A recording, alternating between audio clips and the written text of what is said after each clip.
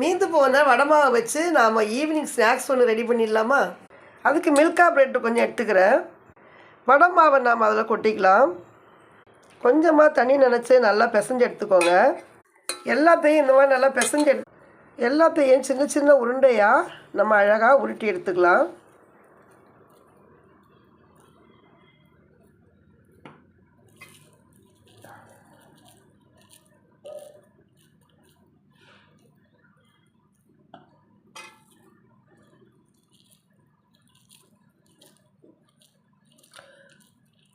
ரொம்ப சுவையான சூப்பரான ரெசிபி நமக்கு ரெடி ஆகிட்டுருக்கு.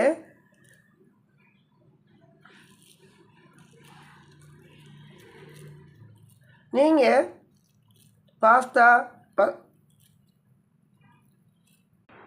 பர்கர் இது மாதிரியான பொருட்களை குழந்தைங்களுக்கு வாங்கி கொடுக்கறத விட நாம் நம்ம வீட்டில் இருக்கிற பொருளை வச்சு குழந்தைங்களுக்கு சூப்பராகவும் சத்தாகவும் என்ன செய்யலாம், நம்ம ஈவினிங் ஸ்நாக்ஸ் நம்ம ரெடி பண்ணிடலாம். எப்போவுமே குழந்தைங்களுக்கு இந்த மாதிரி நம்ம ஸ்நாக்ஸ் செஞ்சு கொடுத்துக்கிட்டே இருந்தோம் அப்படின்னா குழந்தைகள் இதை சாப்பிட்டு என்ன செஞ்சுருவாங்க, பழகிடுவாங்க.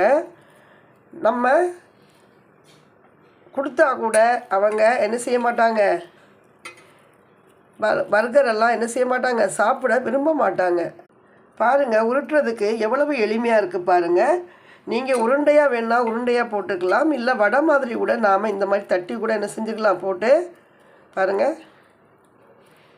இந்த மாதிரி நல்லா உங்களுக்கு எந்த ஷேப்பில் இது வேணுமோ அந்த ஷேப்பில் நம்ம என்ன செஞ்சுக்கலாம், இதை உருட்டி எடுத்துக்கலாம். அந்த அளவுக்கு ரொம்ப சூப்பராக இருக்கும் பாருங்கள். இந்த மாதிரி நீங்கள் என்ன செஞ்சுக்கலாம்,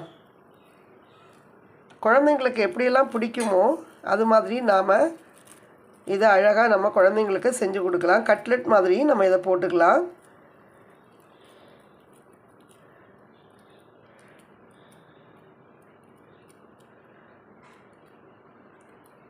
என்ன ஷேப்பில் நம்ம வேணுமோ அந்த மாதிரி ஷேப்பில் நாம் என்ன செஞ்சுக்கலாம், இதை செஞ்சு எடுத்துக்கலாம்.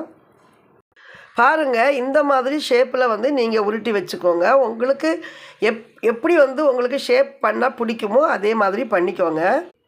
எண்ணெய் நல்லா காஞ்சிட்ருக்கு. இது எல்லாத்தையும் எண்ணெயில் சேர்த்து என்ன செய்ய போகிறோம், நம்ம வறுத்து எடுத்துடலாம். முங்குற அளவுக்கு எண்ணெய் ஊற்றிக்கோங்க.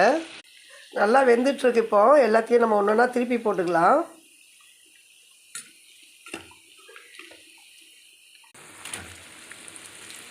வெந்துடுச்சு, எடுத்துடலாம். சூப்பரான ஈவினிங் ஸ்நாக்ஸ் ரெடி ஆகிடுச்சு. பாருங்கள் எவ்வளோ சூப்பராக இருக்குன்னு.